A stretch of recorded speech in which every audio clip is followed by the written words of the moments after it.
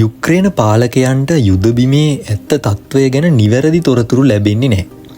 එහෙම නැත්නම් ලැබෙන තොරතුරු ඔවුන් නිවැරදිව විශ්ලේෂණය කරන්නේ නැහැ.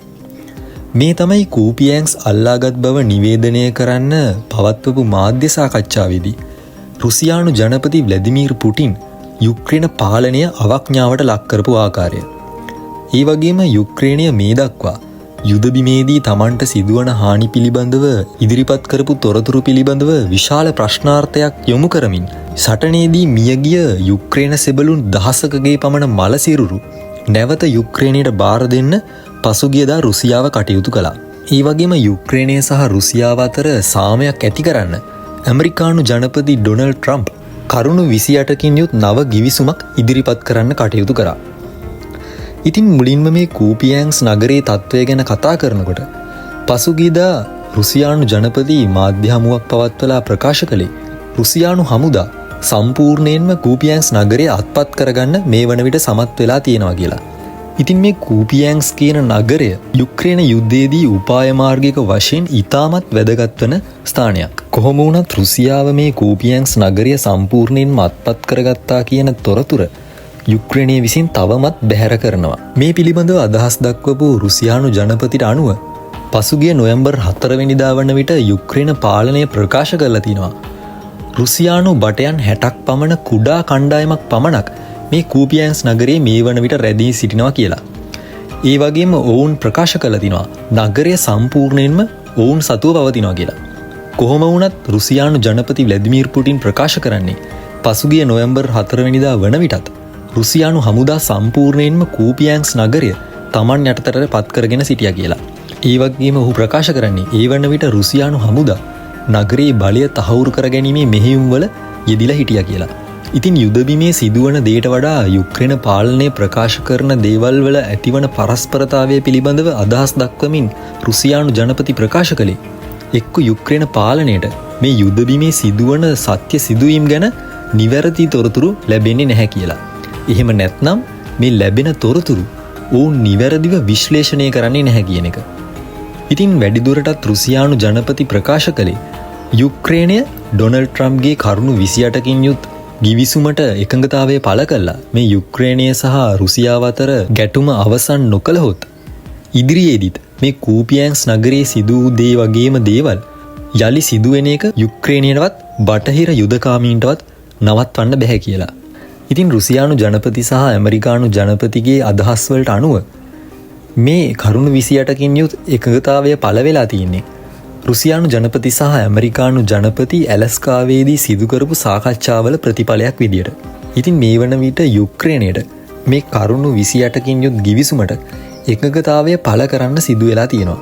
මොකද ඇමරිකානු ජනපති ඍජුව ප්‍රකාශ කරනවා යුක්‍රේනය මේ ගිවිසුමට එකඟතාවය පළ නොකළහොත් ඔවුන්ට තනිව රුසියාව සමග යුද්ධ කිරීමට සිදු වෙනවා කියලා. ඉතින් ඔහු එයින් වක්‍රව අදහස් කරන්නේ යුක්‍රේනයට සිදු කරන මුදල් සහ අවි සැපයුම් වහාම නවත්වන්න ඔහු කටයුතු කරනවා කියලා. ඉතින් රුසියානු ජනපති ව්ලැදිමීර් පුටින් ප්‍රකාශ කළේ යුක්‍රේනය සහ යුරෝපය රුසියාව අවි ගැටුමකින් පරාජයට පත් කළ හැකි කියන මායාවක ජීවත් වෙනවා කියලා. ඉතින් රුසියානු ජනපතිට අනුව රුසියාව මේ වන විට යුක්‍රේනය සහ රුසියාව අතර සාමයක් ඇති කර ගැනීමට විවෘතව සිටිනවා. කොහොම වුණත් මේ පිළිබඳව ඉදිරියේදී දීර්ඝ ලෙස සාකච්ඡා කළ යුතු බවත් රුසියානු ජනපති පැවසුවා.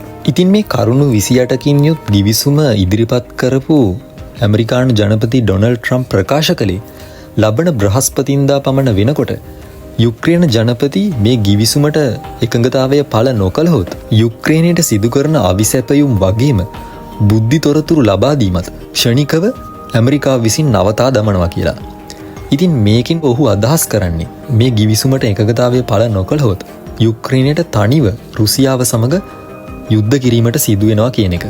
ඉතින් මෙවරත් ඇමරිකානු ජනපති මේ ගිවිසුම ඉදිරිපත් කිරීමේදී යුරෝපය සමග මේ පිළිබඳව සාකච්ඡා කළේ නැහැ.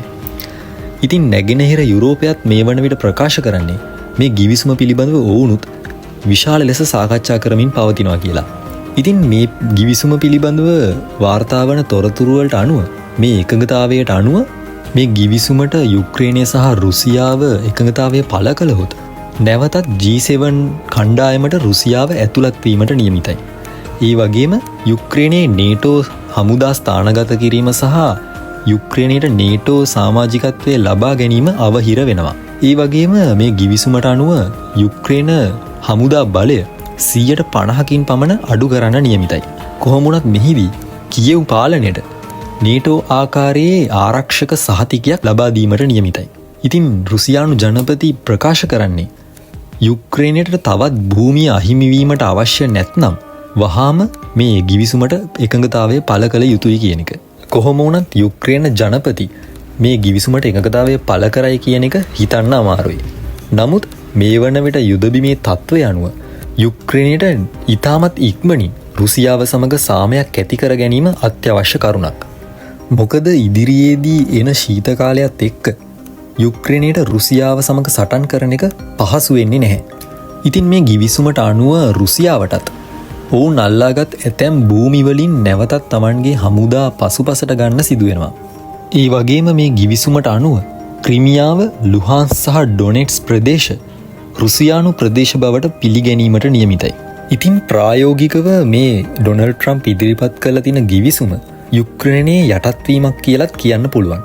ඉතින් මේ පිළිබඳව අදහස් දක්වපු යුක්‍රේන ජනපති ව්ලැදිමීර් සෙලන්ස්කි ප්‍රකාශ කරේ මේ වන විට යුක්‍රේනයට එල්ල වන පීඩනය ඉතාමත් අධිකයි කියලා. ඒ වගේම ඔහු ප්‍රකාශ කළේ යුක්‍රේන යුද්ධයේ අපහසුම කාලය ඔවුන් මේ වන විට ගත කරමින් ඉන්නවා කියලා. ඉතින් ව්ලැදිමීර් සෙලන්ස්කි වැඩිදුරටත් ප්‍රකාශ කරන්නේ මේ ගිවිසුමට එකඟතාවය පළ කළහොත් ඔවුන්ගේ ගරුත්වය නැති වෙනවා කියලා.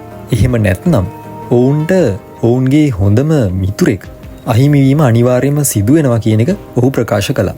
ඉතින් යුක්‍රේන යුද්ධය පුරාවටම තමන්ට සිදුවන හානි පිළිබඳව යුක්‍රේනියවත් රුසියාවත් නිවැරදි තොරතුරු ඉදිරිපත් කළේ නැහැ.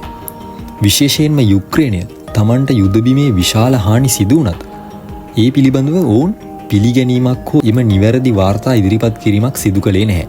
ඉතින් මේ වන විට රුසියාව මියගිය යුක්‍රේන බටයන් දහසකගේ පමණ සිරුරු යුක්‍රේනය සමඟ හුවමාරු කරගන්න කටයුතු කළා.